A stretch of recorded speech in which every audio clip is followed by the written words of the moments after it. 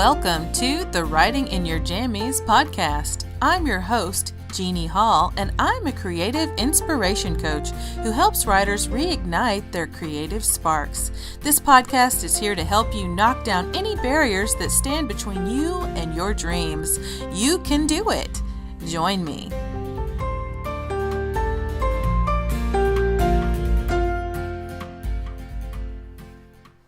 Hello and welcome to the Writing in Your Jammies podcast. This is episode 46.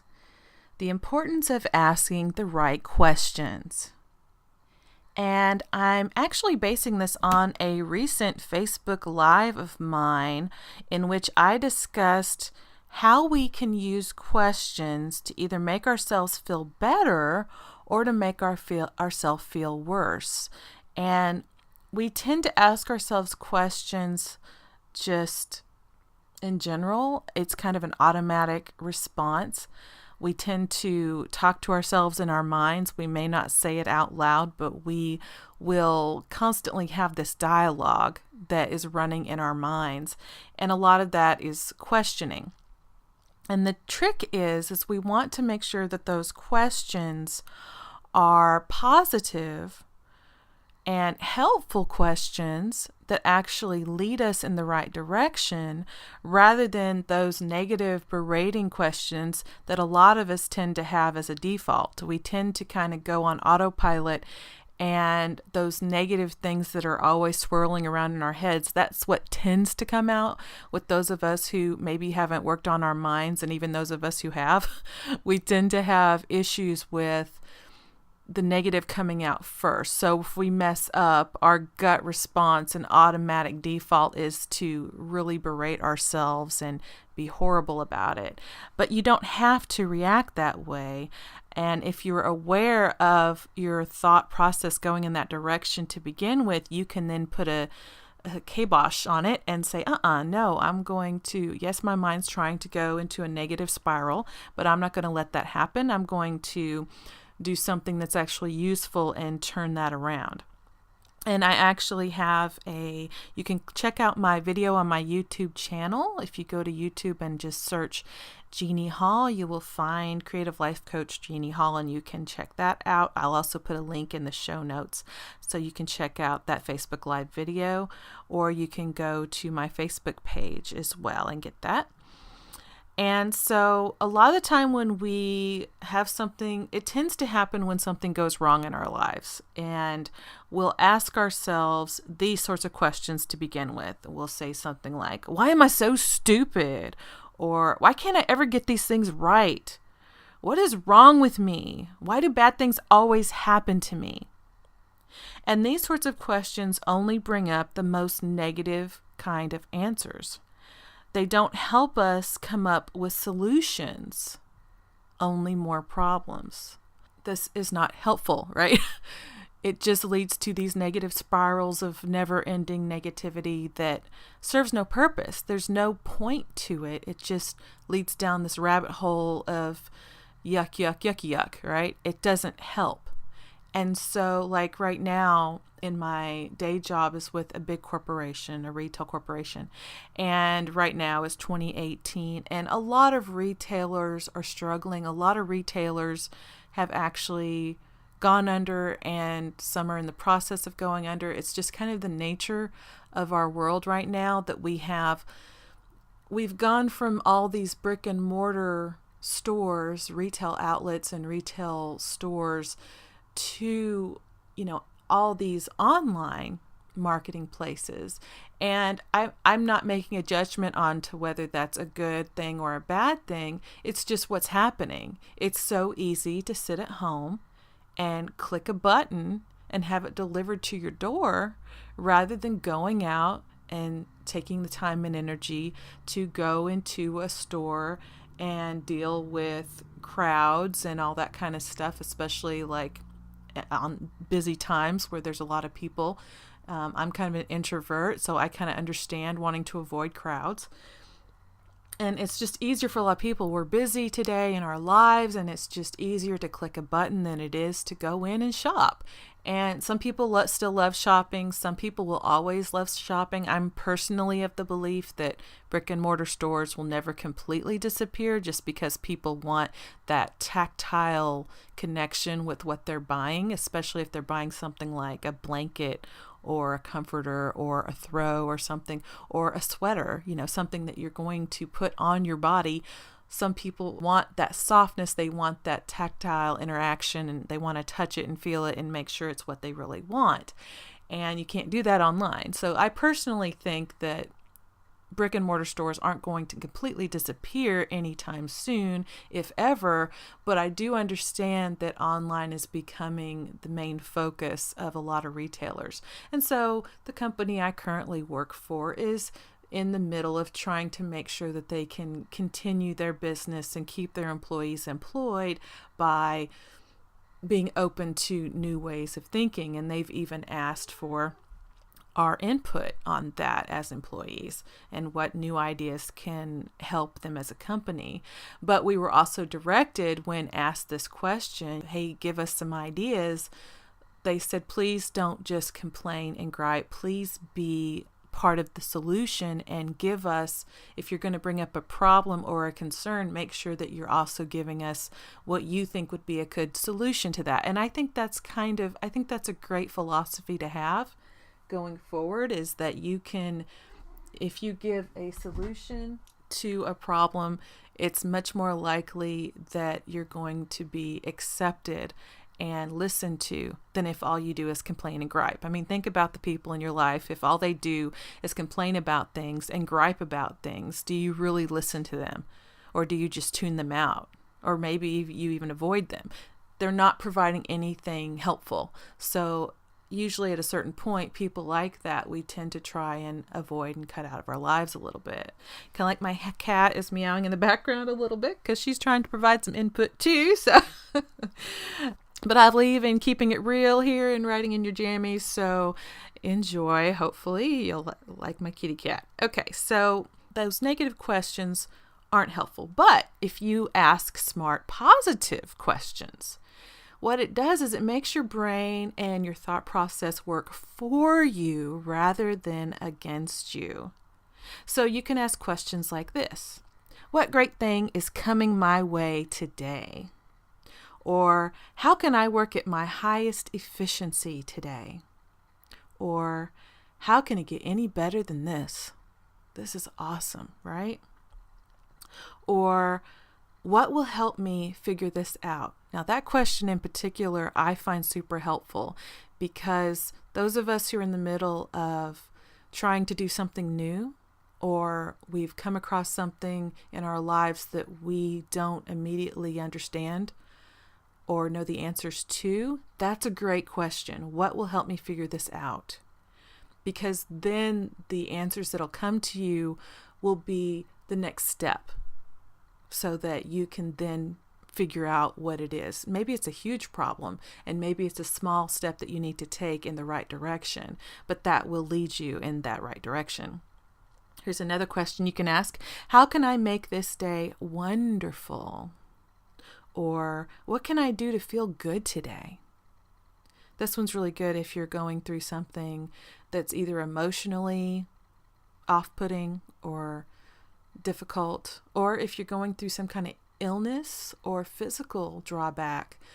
That's also a great way to look at things, and even if you're not, we all want to feel good. So if you are asking that question, what can I do to feel good today? Then those answers are what's going to come into your mind. And here's another one: how can I make someone I love smile today? And those are great answers to kind of spark your inspiration. Your brain is always going to be working on whatever questions you pose to it. So why not have it work on something that'll make you happier, more peaceful, and more productive? So the law of attraction teaches us that the universe is a mirror, and whatever energy you send out comes back to you. So if you're spending a lot of time focusing on what is wrong with you or on any mistakes that you might have made, and you're asking questions in that vein, your brain's going to get really good at showing you more of those problems and more of those situations that are not helping you and they're not serving you. And as Master Life Coach Brooke Castillo says, you can get really good at whatever you practice, whatever that is. So if you've been your whole life, if you've been practicing complaining and griping, you're probably really good at it now, right? You're really good at asking those questions like, what's wrong with me? Why doesn't this work? You get really good at that. And so now that's easy, right? But that's not serving you. That's not helping you. So you can change that. So, and again, belittling and chastising yourself, what purpose does that serve? Being good at that, how is that helping you in your life? I'm willing to bet that it's not helping you. So be willing to look at that and use that mirror effect to your benefit to turn that around. So start practicing asking yourself good questions instead, the kind that leads you to solutions rather than you ending up just feeling really shitty about your life and feeling despair and feeling down and feeling like this is pointless. I'm never going to get anywhere. I'm so frustrated. I'm so overwhelmed. What am I going to do? If you change those questions into questions that get your brain working for you instead of against you, you'll start feeling good and better instead. And you'll get good at asking those good questions and stopping those negative swirling of emotions and negative questions. So check out a previous post of mine, Practice Makes Perfect, because that does kind of discuss that and goes into that topic a little more. So check that out. I'm going to link that in the show notes as well. And this is something else, and this is something I've been studying and working on here in my recent weeks. I've been studying NLP, which is neuro-linguistic programming. And NLP offers a similar perspective to Brooke Castillo's work, which is if you take responsibility for your thoughts by focusing on good questions rather than those that only lead you into deep, dark holes and pits of despair, then you'll feel more empowered and confident in general. And we all want that, right? We want to feel empowered. We want to feel confident in our daily lives. We get so much more accomplished when we feel that way rather than we feel despairing. I mean, how do you respond when you feel bad? Do you get anything done that you want to get done if you feel bad? Especially if you go down as far as despair. Despair usually means we're just wallowing and maybe even in bed and we're not doing anything productive at all. Usually at that point, we've given up on our ability to succeed and do anything right in life if we're in despair. It's such an unhelpful emotion when it comes to that. But you can feel it and then release it and let it go and get back into that good emotion that's actually more productive by just changing the questions that you ask yourself. So, which was actually one of the podcasts that's coming up is going to be discussing that. So check that out in the future. So let's practice with some areas of your life that may be causing you some trouble and apply NLP principles to that. Okay, so maybe the question you've been asking yourself is, why do I always have to suck at math? Right? Now, I'm an English girl. I was an English teacher and I'm a writer, author, and I'm very, into English and reading and literature and love all that, love history, love science. When it comes to math, though, I hit a roadblock whenever I got into high school and started taking the higher math. I was fine with the more basic versions, but when we started getting into algebra and some of that stuff, which was for college prep courses, woo! Jeannie did not function well in those. Didn't fail, but did good to get a C, like I've mentioned in previous podcasts. So I think one of the questions I would ask myself back then as a teenager who didn't know any of this kind of stuff then was, I'd say, why do I have to suck at this? I always suck at, why is it math? I hate math homework. I hate math tests. I hate everything about it.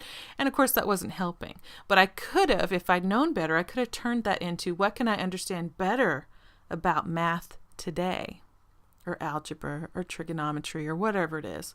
Maybe your weakness is the opposite of mine. Maybe you struggle with reading and writing. Maybe that's something that you struggle with, or a different subject altogether. And if that's you, you can turn it into whatever that subject is. What can I learn better about blank today?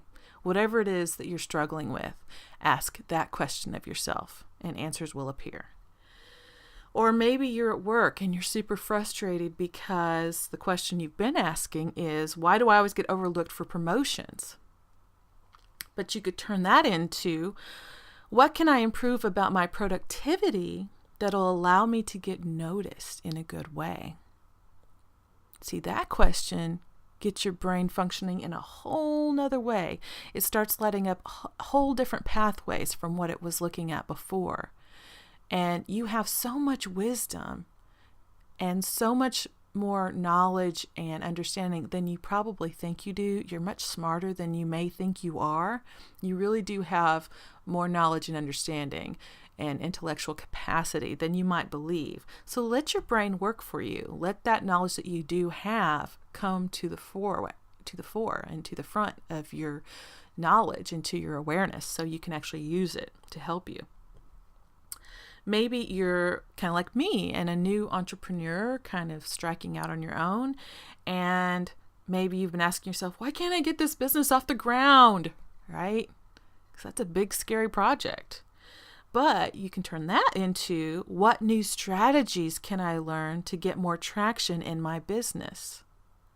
And when you start asking that, like I have been, suddenly all these new things will pop up into your purview. It's amazing. Just recently, what has shown itself to me. I'm just blown away by it. So trust in that, okay? Or maybe the problem you're having in your life isn't anything to do with work or intellectual pursuits or any of that kind of thing. Maybe it's, why do all my relationships turn to crap? So maybe that's the area you're struggling in. So you could turn that into, how can I learn to trust my instincts more when I meet someone promising? So if you're in the dating world and that's where you are and that's what you want to ultimately succeed at, is meeting someone of your dreams, that could be the question you ask. How can I learn to trust my instincts more when I meet someone promising? Because we all have those inborn instincts that can lead us in the right direction, but we have to learn how to believe and trust in those instincts when they show up and know what they are. Sometimes they show up and we go, oh, I don't know what that was. I'm going to ignore it. Or maybe you're in a relationship, but it's not going well and you don't know why. So maybe your question could be, what can I do to communicate better with my significant other and improve that relationship? Because sometimes you meet the love of your life and everything, you think it's going to be all rainbows and roses, right? But any relationship is going to hit obstacles because you're not going to meet someone who is you and never have any problems. You're going to have difficulties. You're going to have differences of opinion, and you're going to think that things should be done differently than they do. And especially if you're living with that person and you're getting to know that person, you're spending so much time with that person, and all the newness and novelty has worn off because you've been together for a while. Sometimes that can lead to a breakup because people don't know how to communicate with each other to make it work. And if you really love that person and you want it to work, then ask, what can I do to communicate better with that person? And you'll be amazed, because when the communication is flowing and you feel comfortable talking about literally anything with your significant other, it's amazing how much everything will open up and how much more intimacy you'll feel with that person based on just your ability to talk to them, really talk to them in a real way. And remember, the universe or God or whatever you call that higher power and your brain too are really funny, curious things. Every time you ask a question, both the universe or God and your brain is going to go into overdrive trying to find you an answer. That's really what their function is in a lot of ways. It's not the only function. It's the main function of your brain. But that's part of how that happens. So every question you send out will get some sort of response. And if you want positive, inspired, and helpful responses, you're going to want to make sure that you're asking the right type of questions. And if you feel like you've been asking questions, but you haven't received any answers, so maybe that's you. Maybe it's like, Jeannie, I've been asking questions for years and never heard a damn thing. Okay, I gotcha. I understand what you're saying. But it's probably that you don't recognize those answers when they come. And they have been coming to you.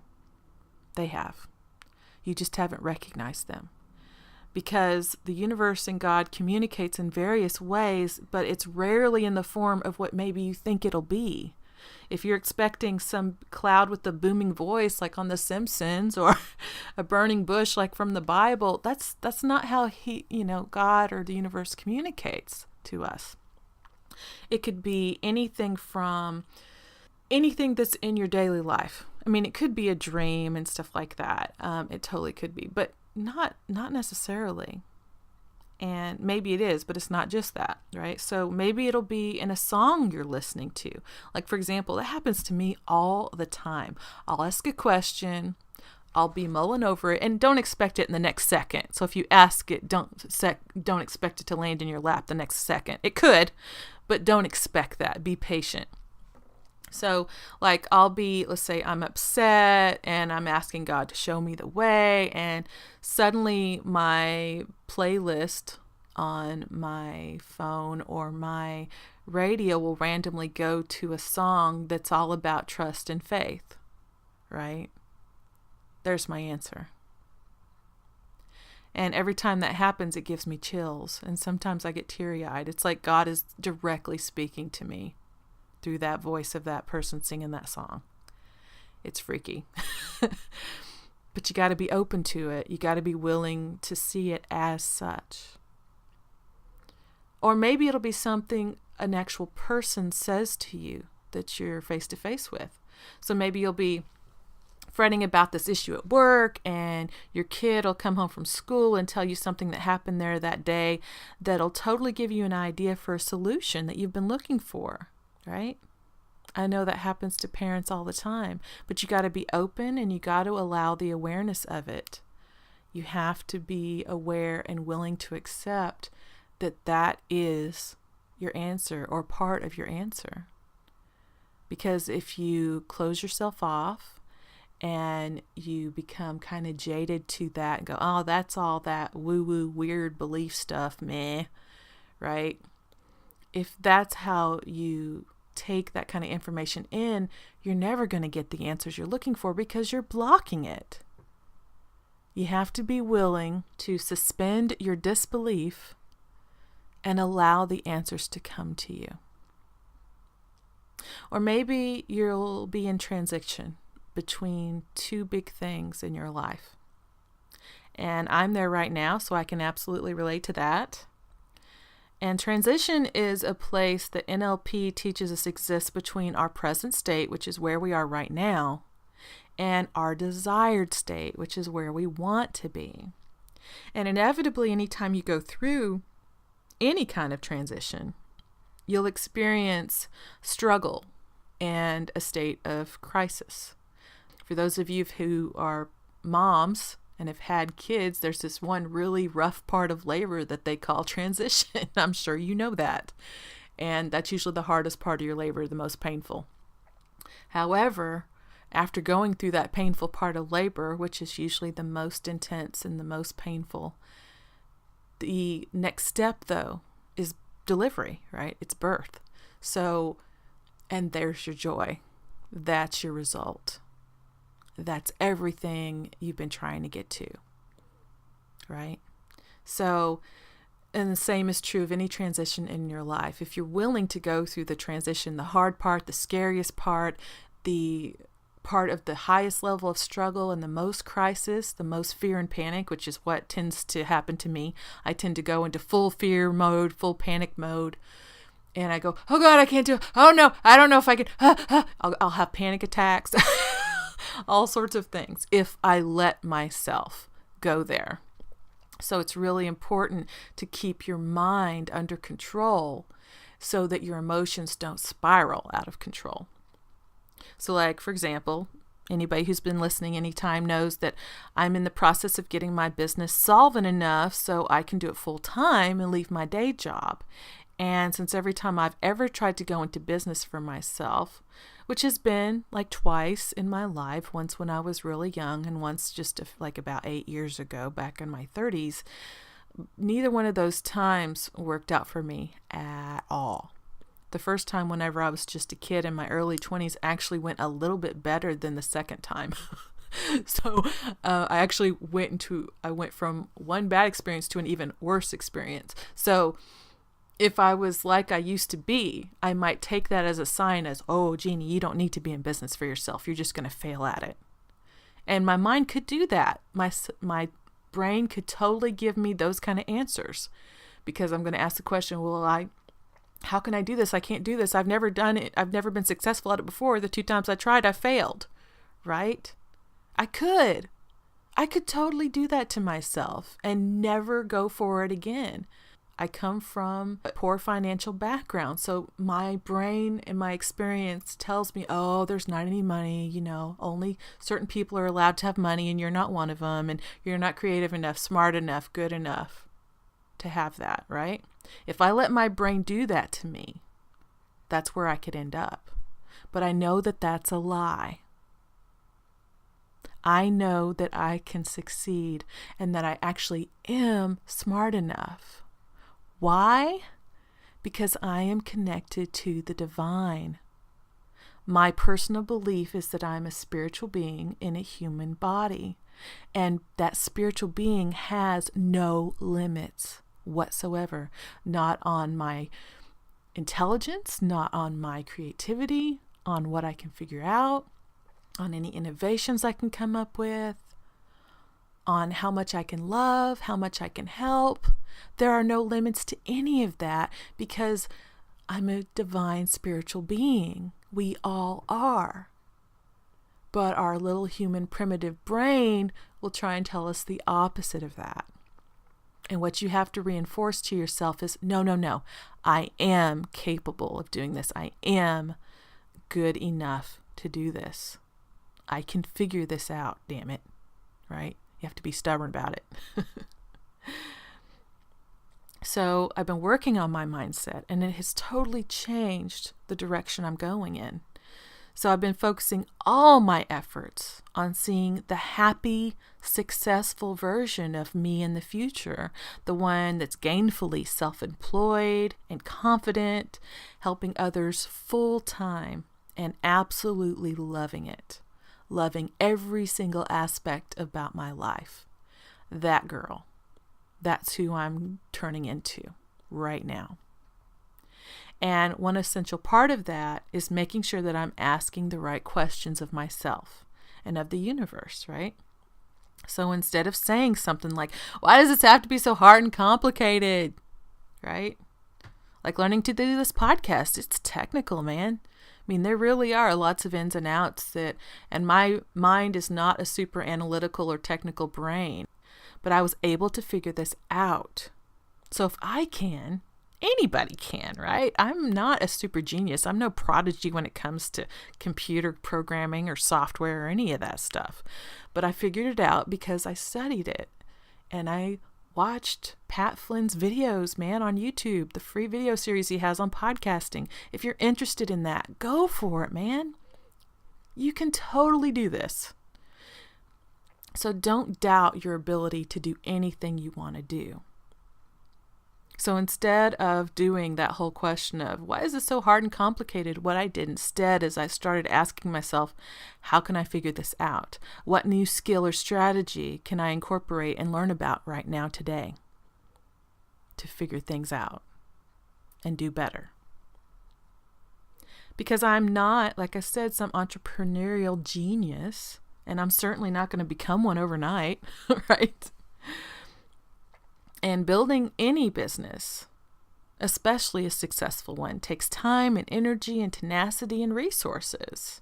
And it takes persistence, and it takes consistency, and it takes being willing to put yourself out there. And it takes being willing to make a fool of yourself. And I'm totally willing to make a fool of myself, as you guys know. and being willing to fall flat on your face on occasion, right? And it takes patience. It takes understanding. It means being gentle with yourself when you make mistakes. And I've made mistakes. I've totally messed up podcasts before. I've totally lost information and had to re-record. One of my podcasts, I think I had to re-record it like 3 times because I kept doing it wrong. It happens. And it also means that you're going to take daily inspired action going forward. You're going to be willing to keep trying even if you fail, because the next time you try, you'll make it, right? You got to believe that. Even if that daily inspired action is something really small. So the next time you find yourself questioning your own motives or beating yourself up, stop. See a big red stop sign in front of your face, stopping yourself, because that's not serving you. And you don't want to do things that don't serve you anymore, right? Tell yourself that everything is, or at least will be, okay. Give yourself a hug and say, I love you. I don't care how weird that sounds. And I want you to mean it. And my cat does too, if you can hear her meowing. And then ask yourself the kind of questions that'll lead you down the path that you've always dreamed of being on. Okay. All right, guys, I'm going to wrap up this podcast now. If you like this content, it would be so awesome if you would click on my show notes here in the description. Sign up for my twice weekly newsletter. It comes out every Wednesday and Saturday. Or you can join the conversation about what I'm talking about and discussing on my Facebook page by going to facebook.com/writinginyourjammies. And I would love it if you'd like that page and join me over there. Thanks so much for listening. Have a gorgeous day, week, month, and year. Bye-bye. Thanks so much for listening to the Writing in Your Jammies podcast. I appreciate every download and every person who has subscribed. I release new episodes every Wednesday and Saturday, so if you enjoy this content, please consider leaving a review. The more reviews fledgling shows like mine receive, the more visible it becomes on the various podcast stations. Each review helps, so if you enjoy what I've been sharing, please help others find this show by leaving a brief review. Thanks again for listening.